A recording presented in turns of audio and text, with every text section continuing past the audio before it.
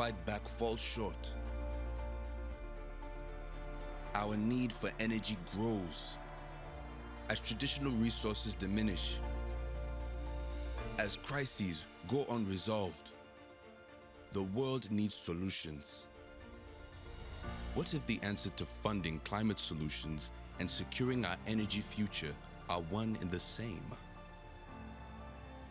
In the transition to green energy, how can we ensure funding gets to those who need it most? And how can private financing help us get there? In this shifting landscape, what can we do to make the shift to a clean economy? Welcome to the seminar on climate finance and energy security. Hello, good afternoon, everyone. Welcome to this panel on climate finance and energy security. I'm Fleury. I am a BBC correspondent based in New York, and I will be the moderator for today's session, which will last roughly 45 minutes, and there is a lot to get through, so I don't want to take too much time with opening remarks. I will jump straight in and introduce our very distinguished panel today. Next to me, the Deputy Managing Director of the International Monetary Fund, Fleury, Rania Al-Mashat, Minister for International Cooperation from Egypt, Daniel Yergin, who is the Vice Chair of S&P Global and also the author of New Map, Energy, Climate and the Clash of Nations, Kampeta Sayinzoga, Chief Executive Officer of the Development Bank of Rwanda, and last but not least, Tim Gould, Chief Energy Economist of the International Energy Agency. And if you want to find out more about all of our speakers, you can see their full bio on the website. Also, this event is being broadcast live, and of course, you can join in the conversation using the hashtag climate finance. And with that, let us dive straight in. If I could start with sort of asking you, Mr. Lee, what is sort of laying the groundwork for us? We know that the Intergovernmental Panel on Climate Change for the UN has basically said there is a need for urgent action. What is the role that the IMF can play, especially given that traditionally you've been associated more with macroeconomic assistance and policies? Thank you, Michelle. Climate change presents a major threat to long-term growth and prosperity. I just want to pause for a second. I don't know, can everyone hear?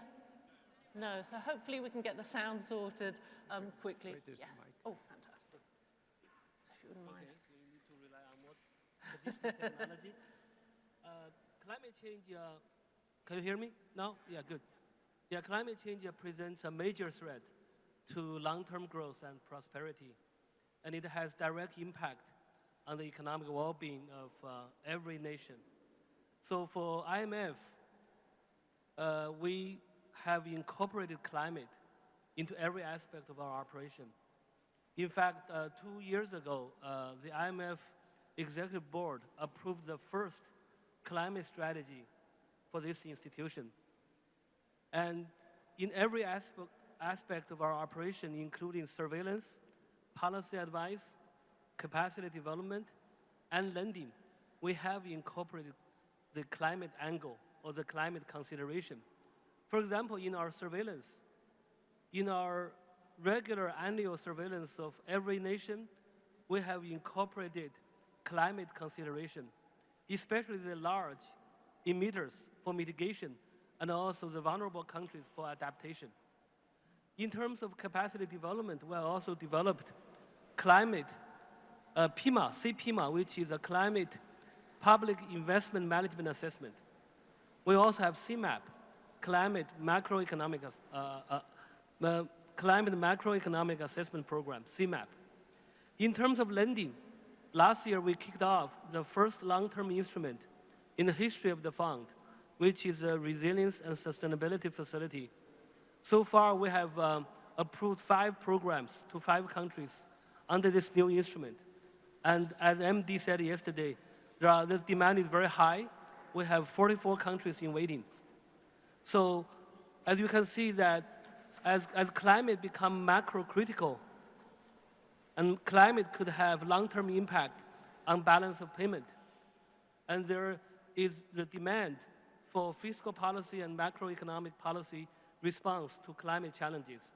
And that's why we think climate has to be an integral part of our work. I'll stop here. Thank you very much. I mean, so far we're seeing about $630 billion a year in climate finance across the whole world. So that is a huge improvement, but there's still a lot more needed. Ms. Al-Mashat, if I could bring you in here, you played a key role in Egypt's COP27 presidency. What are your key takeaways from the meetings last November? COP27 last November in Sharm el-Sheikh was under the theme of From Pledges to Implementation. We know that there have been pledges, the 100 billion that was pledged from the developed world to help emerging economies in their fight against climate action. And what was very important for us at COP27 is how can we translate these pledges into implementation, into projects, and many of the the excuses that are given is that countries are not ready with investable projects, that we need to crowd in more private sector engagement and so forth. So some of the key takeaways was that first, all hands on deck. So all stakeholders have a role to play, be it the MDBs, the development banks, the governments, and now we have also philanthropy coming in because the concessional part of finance is very, very important. The other important aspect for us was the Lost and Damaged Trust Fund that was for the first time brought to the agenda because of many of the emerging low-income countries that are affected by deforestation and so forth. So some of the important takeaways, and this was also Mr. Lee was with us during the launch of the Sharm el-Sheikh Guidebook for Just Financing with several of our stakeholders globally, some MDBs, private sector and so forth. What is the definition of just financing? We have to look at the historic responsibility of countries, but at the same time make sure that they have quality and quantity of financing available for them to make sure that there are pathways for resilient development.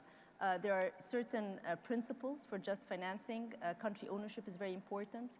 The international governance is very important, and definitions of equitable development. All of this comes, of course, at a time when also MDB financial architecture is being discussed. So it was a very important step leading into this year where there's the, of course, World Bank evolution and many tracks for international financial architecture, be it the G20 or the Bridgetown Initiative. So these are just some of the very important aspects, but climate action without financing, there's something missing. And how can we put both of them together? So I think we've heard a little there about the first part of our brief today, which is climate finance. The second part, of course, is energy security. It was a term, in some ways, that fell out of fashion until geopolitics meant that it sort of has reasserted itself with Russia's war in Ukraine. Daniel Yergin, can you talk to us a bit about sort of what that term means and how it interacts with this transition to climate, to cleaner energy? Well, thank you. Is my mic on? Yes. As I was listening to the discussion, I was thinking, obviously, the sense of urgency has increased, and what's evident here in the discussion with the IMF is the willpower has increased, but so have the complexities. And I think events over the last 3.5 years have dramatized the complexities. The COVID crisis really emphasized the problem of supply chains, which we'll come back to, which is very important and affects the future of renewable energy. And of course, the war has put forward energy security, but that was already an issue 6 months before the war began, because the Biden administration was already releasing oil from the Strategic Petroleum Reserve 3 months before the war began. And what it means in very concrete terms is countries in Europe that had rejected liquefied natural gas are now scurrying to secure liquefied natural gas. And what that has happened is it's made it, over this past year, made it much more expensive for developing countries, and it's had just the opposite effect that's intended, which is burning more coal. So the energy security issue, I think, really is one of the key things that has to be thought about in the energy transition, because I think without energy security, it's going to be a lot more difficult to have an energy transition. Ms. Sayinzoga, if I could bring you in here. Daniel was just talking there about the widening gap between wealthier and poorer countries and sort of how this energy security resurgence has sort of played into that. I was just wondering if you had any thoughts you wanted to offer and how that feeds into your own experience. Well, thank you very much, and thank you for having me here. Can you hear me? Yes. I just wanted to pick up from where the Minister of Egypt has left off and the remarks by Mr. Boli. Many countries like my country, Rwanda, are actually ready. We are ready, we have an appetite for reforms to be able to tackle climate change. Rwanda was one of the first countries to embrace environmental challenges because of our topography, way before it became sexy on the international stage. We had no choice. First, it's a question of survival. We're not a polluting country, but we're definitely one of the most affected countries by climate change.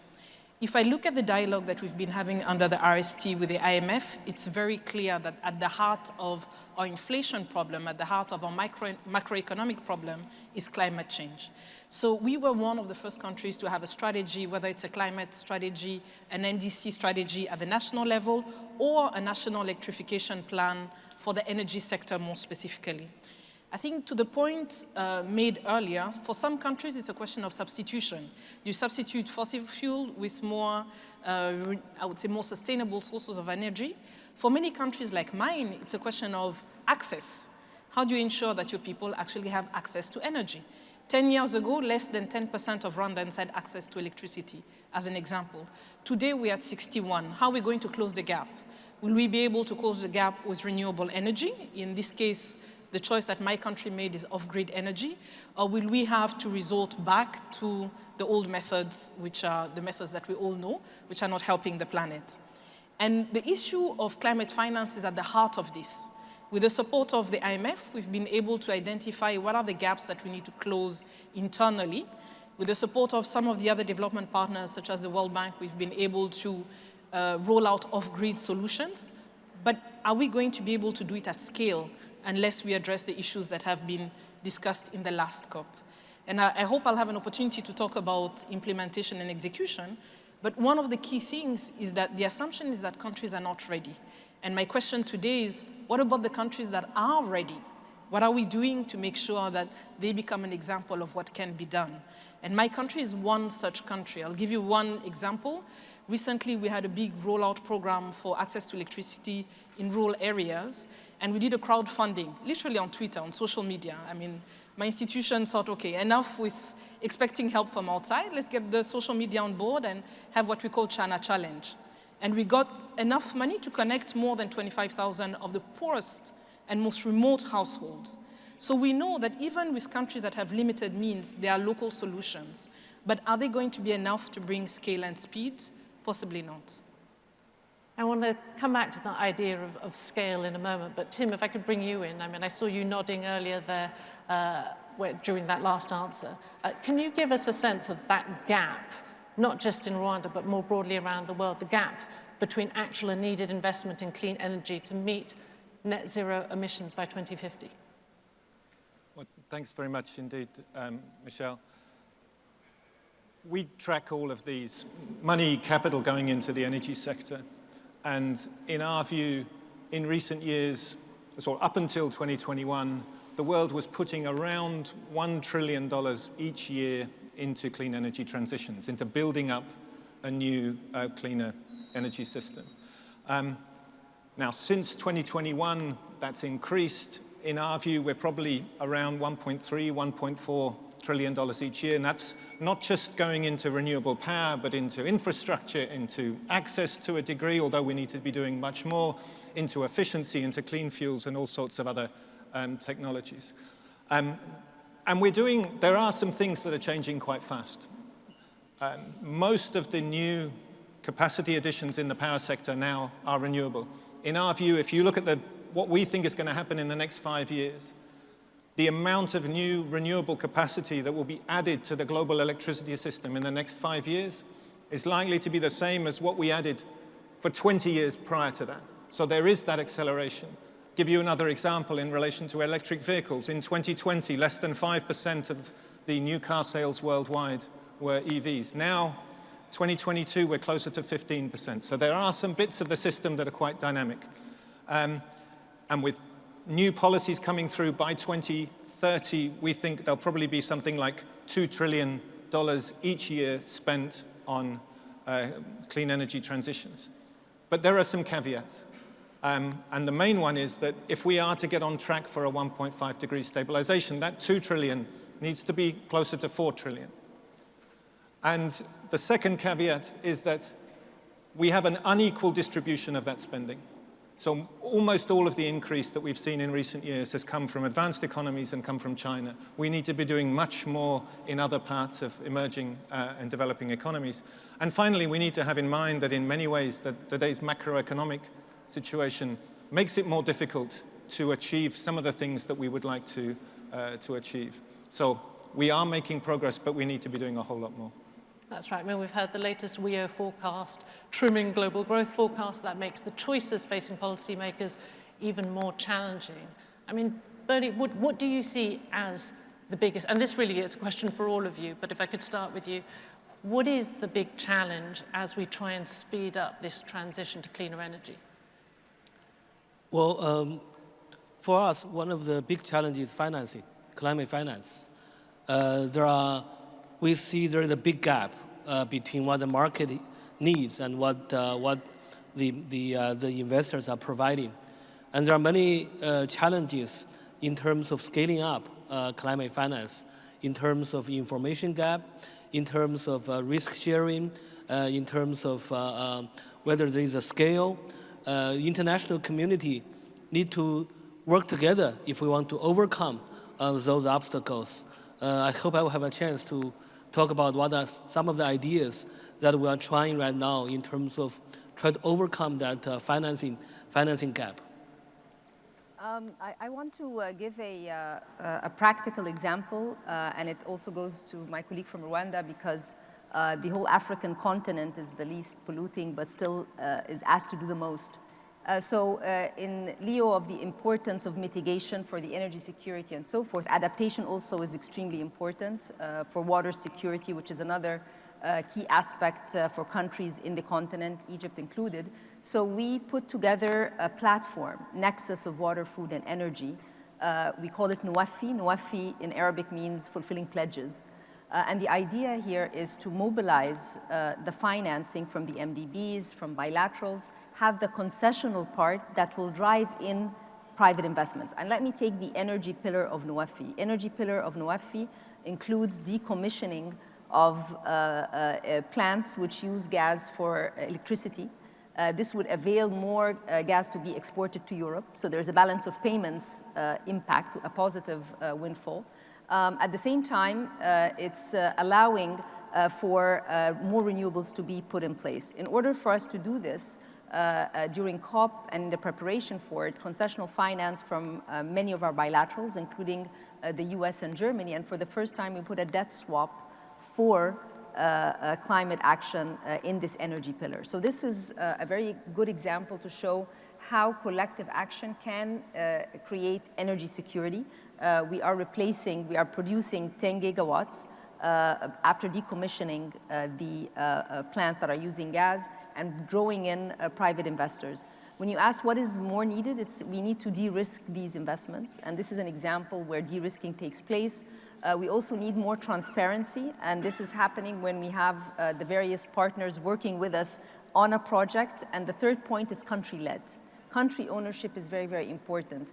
Many countries have their climate strategies, NDCs, which again are linked to projects. So this excuse always of countries are not ready with implementable projects. No, we are ready now with implementable projects. We're showing that they are in line with national strategies, which also are in line with global goals. So I think what we need is to show more of these examples, show how they work and the tangible results that come out, because this opens the appetite for more participation from partners, and it also provides South-South as well as North-South learnings in this process. Kampeta, Sayinzoga, I don't know if you wanted to pick up on that, because there was a lot of talk there about some of the shared ambitions and having projects ready. So when we started the journey of climate finance, sourcing for climate finance, the underlying assumption was get prepared and it will come. And we believed it. We got prepared. We did the NDC, we got a check. We did the CCDR of the World Bank, check. Now we are doing the RST with the IMF, check. Political will, we've even banned plastic bags. If you come to Rwanda, you'll never meet a plastic bag as an example of a political will, check. They said, well, there's an issue with pipeline. My the institution that I lead, the Development Bank of Rwanda, we did studies, and we found a pipeline, $400 million check. Now, we even put up a preparation fund to make sure that the pipeline is dynamic, that it's not a static pipeline. Now, the question that we ask ourselves is, will it come? Because if you look at where we started this conversation a couple years ago, as BRD, as a development bank, I could source money at 3%, right? This was back then, pre-2019, and we all thought that green finance would be affordable and attractive. So if I could source money at 3% on international markets or on DFI, from DFI credit lines, I would add a swap cost, because of course I have a foreign exchange exposure of about 6%. That takes you to 9%. I have a small margin as a bank, maybe 3 to 4%. That gets you to about like 9, 12, 13% to the end beneficiary. In my country, the interest rate on the market for non-green projects is 16%. So you can be competitive. Fast forward to today, I cannot find money at 3%. So I am finding money at probably something closer to 6.5%. I still have my swap cost, and I still have my margin. So what does it mean? Am I going to approach a local private sector agent of Rwanda with a product, a lending product that is more expensive for green finance than for non-green finance? Does that add up? It doesn't add up. So the next question is, how do I make it affordable for the local private sector? And what we have been told over and over is that if you prepare, concessional financing is available, right? So here we get to the concessional financing discussion, and we say, where? Is it the bilaterals? Well, some have shown some interest. Is it IDA? And then if it's IDA, are you crowding out the other investments that you are supposed to do? Because my Minister of Finance still has needs for roads, hospitals, schools. So now what we're telling the Minister of Finance is, please, crowd out these other investments so that you can make space for climate finance, even though you're not a polluter. Then the question of who bears the cost of pollution comes into play. Now, normally, the story that we were being told in 2019 is that the carbon market could be a source for concessional finance eventually. The carbon markets today are in a very bad place, so that's out of the question. So then we sit and we ask ourselves, what else? GCF? Are we talking about speed? Because the objective is speed and scale. If it takes 4 years for GCF to approve a project, then you're not talking about speed and the scale that is of global ambition. So as a country that has all the political will in the world, the question that we ask ourselves is, for countries like Rwanda that are actually prepared, what next? Will it come? And unfortunately, the recent experience of international cooperation that we have is vaccines, where we were told, be ready and it will come, and it didn't come. You know, we got the crumbs. So the question is, for countries that are prepared, like Egypt, like Rwanda, and others that are ready, that have done all the things that it had to do to contribute to the solution, where are the concessional financing windows that allow us to do what we want to do, not what we're told to do, what we want to do at scale and speed? So, and that's the main reason why we're here today, because we haven't received a clear answer to that. A degree of frustration, I think it's fair to say we sense here. Daniel, Yergin, I mean, talk to us about some of the frustrations we're hearing expressed there. It goes to this idea of scale. Well, yeah, I mean, first of all, I want to say your holistic idea of helping Europe deal with its energy security problem by exporting gas so that you can make more room for renewables is a very balanced way to do that, and very interesting. Its scale, it's a $100 trillion world economy, give or take, right now. And in that book you mentioned, The New Map, I did a deep dive into energy transition, since everybody talks about energy transition. And what you realize is that this energy transition is wholly different from any other energy transition that's happened. First of all, the sense of urgency. Secondly, it's much more driven by policy than by economics and technology, although there's a balance in that. And trying to accomplish in basically 25 years what normally took about 100 years. And the thing that jumps out to me is the supply chain issues is finance, but it's also the physical things you need to make it work. You mentioned copper. We did a study on copper to achieve 2050 goals, and world copper production has to double by the mid-2030s. That's a very, and that's the lowest increase of all of them. And I was talking to the CEO of one of the major renewable energy developers in the world, and her comment was, the thing I'm most worried about are the supply chains, the availability, and what's going to happen to the cost structure of it. So that's a dimension of this next to the finance issue. It's how do you supply capital, but also how do you supply things, the minerals that you need in order to get to the kind of scale that's being discussed in the time frame being discussed.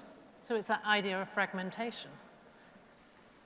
I don't know if you want to jump in there on, there was a warning today from the IMF suggesting that greater fragmentation would hinder progress on climate change and climate finance. Indeed, that's one of our worries. If we have a fragmented world, our climate transition will be hindered, not only in terms of finance, but also in terms of some of the critical metals that will be critical for our climate transition. And that's why we urge that our members to come together, at least on some of the topics like climate change. There is so much need for collective action. There is so much need for urgent international cooperation, and we should work together. And I mean, working together, it's not just the development banks, but also the private sector. There is a huge, several of you have talked about the need to try and bring in more private sector financing. Tim Gould, you pointed out in the International Energy Agency's annual report that the world needs to triple investment in clean energy to achieve its goals. Where should the investment come from, and what can policymakers do about it? The energy system is big, it's complex. I mean, the answer to that question varies depending on which part you're looking at. But there are bits of the energy system where clean technologies now are extremely cost competitive, and they become, in a sense, the technologies of choice when you're looking to expand, for example, electricity generation. So there are many examples around the world that if you have policies in place, transparent means of procuring for new capacity, easy ways to get hold of the permits you need for land acquisition and others, reliable off-takers, private money will come to those opportunities. But there are other things in play as well. And the infrastructure, the grids, the networks, those are extremely important. And there you have a different set of issues, you have a different set of actors. You're often dealing with state-owned utilities who the financial state is often weak and has been made worse by the strains of the last few years. So there's a different set of policy areas in play there. There's regulated networks. You often have issues with cost recovery due to low tariffs and so on.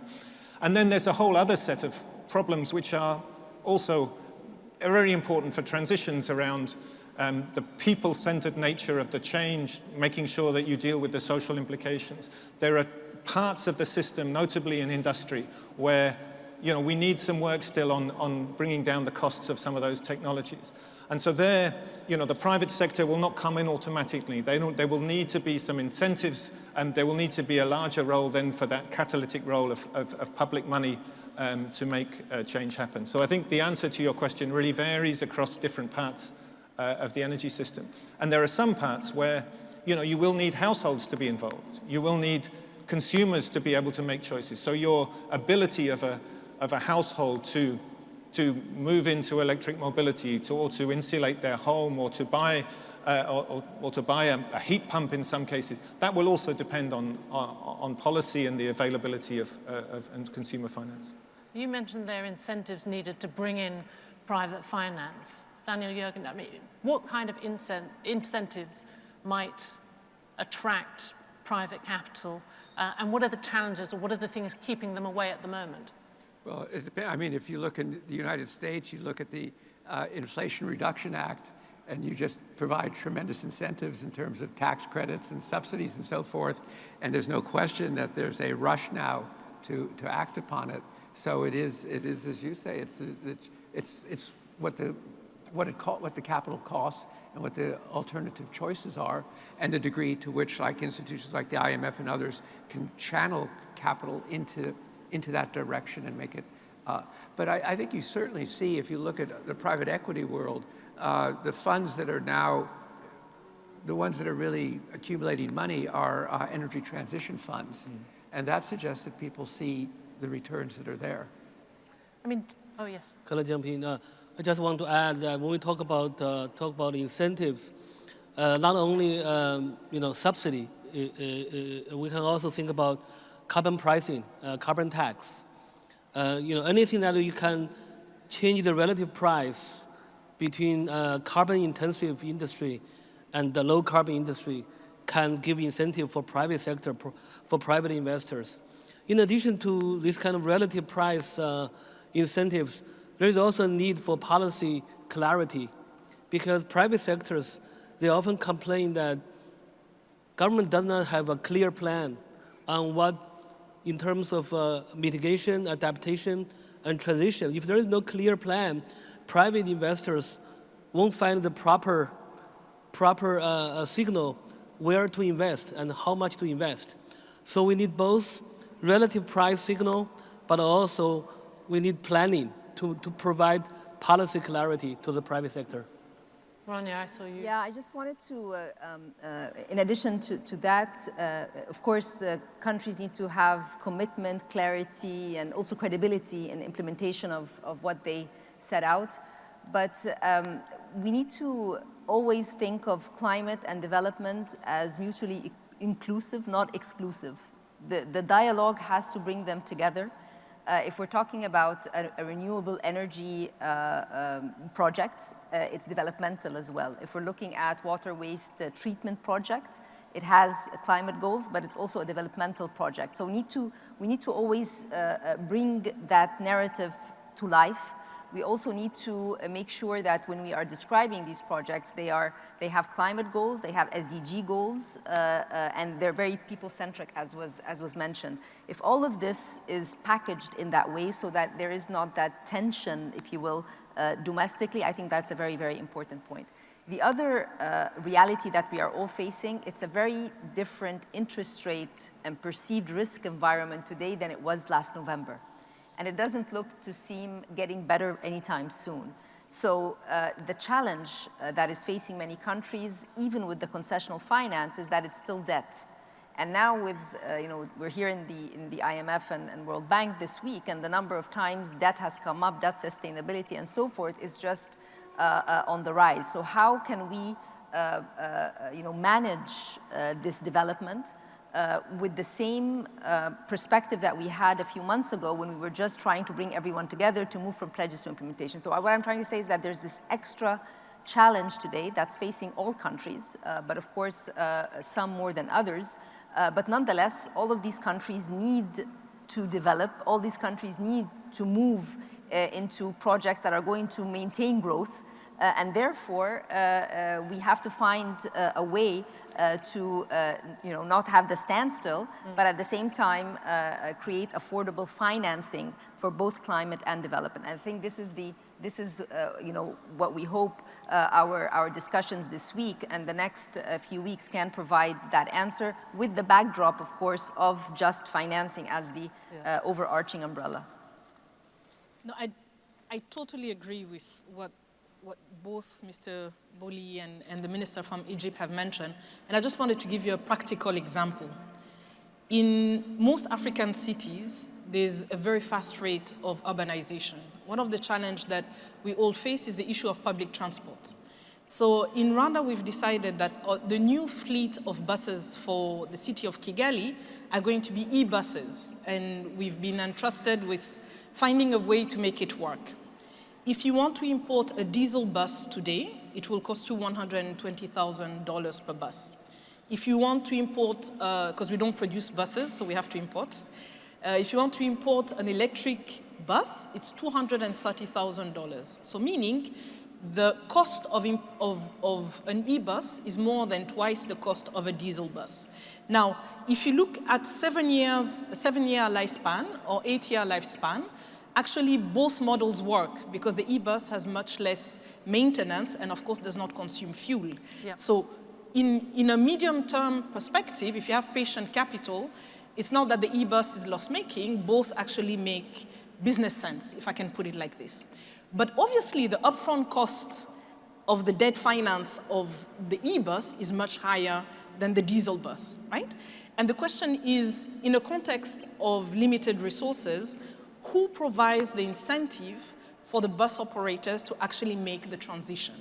They're not against the transition, but the cost on their balance sheet from the upfront cost is just too high. So when we're talking about incentives and fixing both an environmental issue and a developmental issue, this is a very simple case. But then in the context of a country that has a limited debt space and fiscal space, how do you make this operation work? My daughter likes to say, the math is not mathing, you know? So what's the reaction so far? Which is winning? So the reaction from the bus operators is very clear. They say, give me a subsidized interest rate on capital for the cost of capital, and we have a deal. So if instead of paying 16% for my diesel buses, you're able to give me a loan at 10 or 11 or 12%, then we have a deal. But where does the subsidy come from, right? In the US, I understand that, you know, they have means. We don't have similar means. We do have means. So where do we find the means to play the part that we want to play from a political will perspective, fixing a development challenge, but still bring on the private sector to be part of the solution? Okay.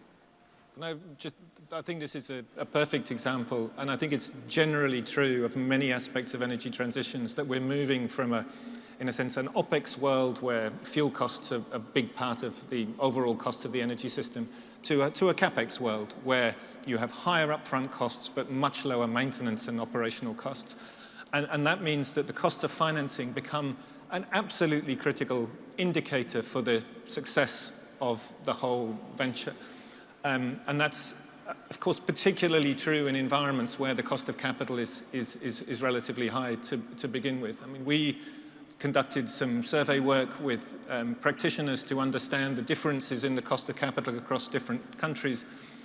And the cost of capital for a solar project in emerging developing economies is going to be at least 2 times, probably 2 or 3 times higher than it is in advanced economies or China. So there is an absolutely crucial role here for efforts both on the policy side but also from the international side to help bring that down, because otherwise it's going to be a really uphill struggle.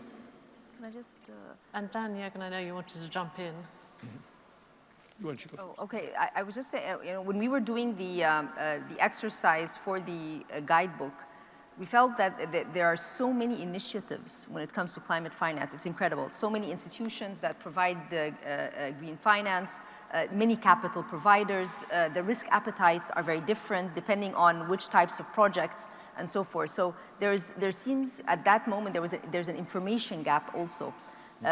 Who provides the concessionality, what are the conditions, and so forth. So we try to bring together all this information so that it is available to both the policymakers and to the private sector. So this is a good resource because of the number of various initiatives. On energy security, I just want to say one last thing. On green hydrogen is also a very important today resource that comes from renewables. So the countries that have invested when it comes to policy action to bring in the private sector for producing renewables today are at an advantage when it comes to a cleaner fuel, which is green hydrogen. This is something that we also worked on. So.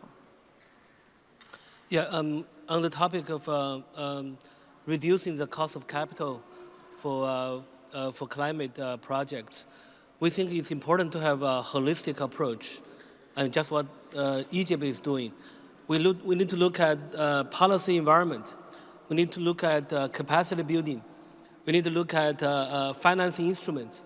And also we need to think about, in the international context, the MDB reforms. So it's not one element solving all kind of situation.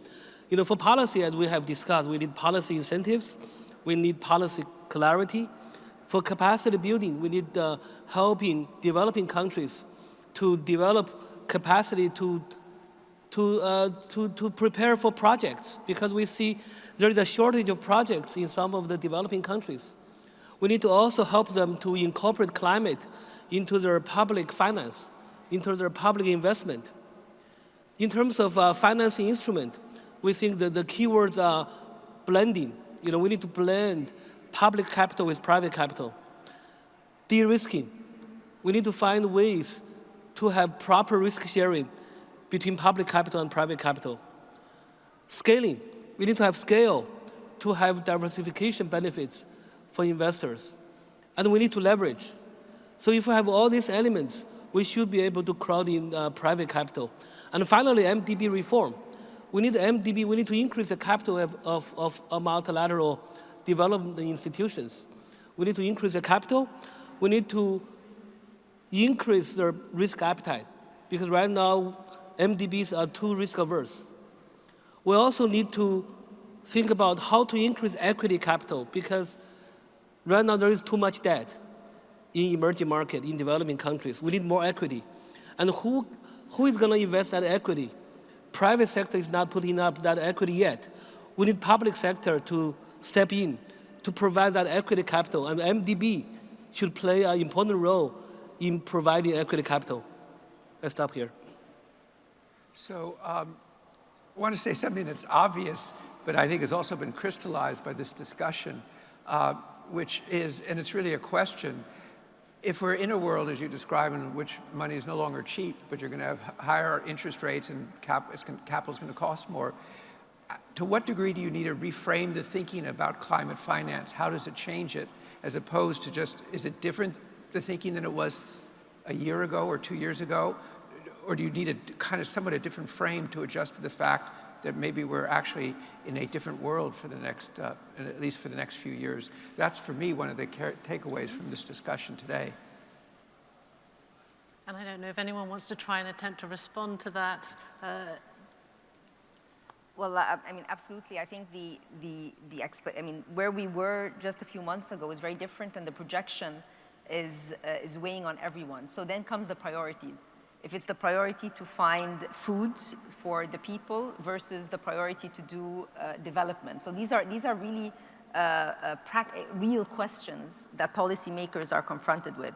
And the ability to do everything would require international cooperation when it comes to the different stakeholders. And I think that meetings such as here in Washington, and this is being discussed in different aspects. There's the aspect of debt sustainability, there's the aspect of MDB reform, the aspect of de-risking and blended, given that the private sector today and philanthropy is sitting on the table when it comes with MDBs and countries and so forth.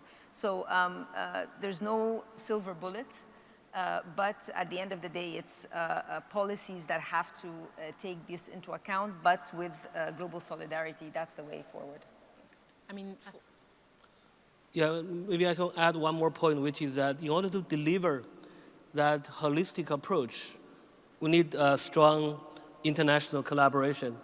We need a stronger collaboration among IFIs and MDBs. We need stronger collaboration between public sector and private sector. And we need stronger collaboration between macro lender and micro lender, because IMF is a macro lender. We lend to countries. We don't lend to projects. But MDBs, they are micro lenders. They lend to projects. And if we combine our expertise, we're going to produce some of the key elements of this holistic approach. We combine policy with project finance. We are experimenting with this kind of approach under our new instrument, RST. And we are working closely with MDB partners, bilateral donors, and also the private sector to try to put together a package for our RST countries so that we can have synergy and we can produce these elements that we have identified as important for scaling up climate finance. Well, I think we're almost out of time, so we're going to have to wrap it up. But we're talking at a critical juncture when it comes for climate finance and also for energy security. As you said, Minister, there is no silver bullet, but there seems to be plenty of wahi-wahi up here on this stage. I want to thank my panelists for joining us today in this discussion. If I could say thank you very much to Tim Gould, Chief Energy Economist at the International Energy Agency, Kampeta Sayinzoga, Chief Executive Officer from the Development Bank of Rwanda, Daniel Yergin, Vice Chairman of S&P Global, Rania Al-Mashat, Minister for International Cooperation, Egypt, and of course the Deputy Managing Director of the IMF, Boli. Thank you very much to all of you today. Thank you.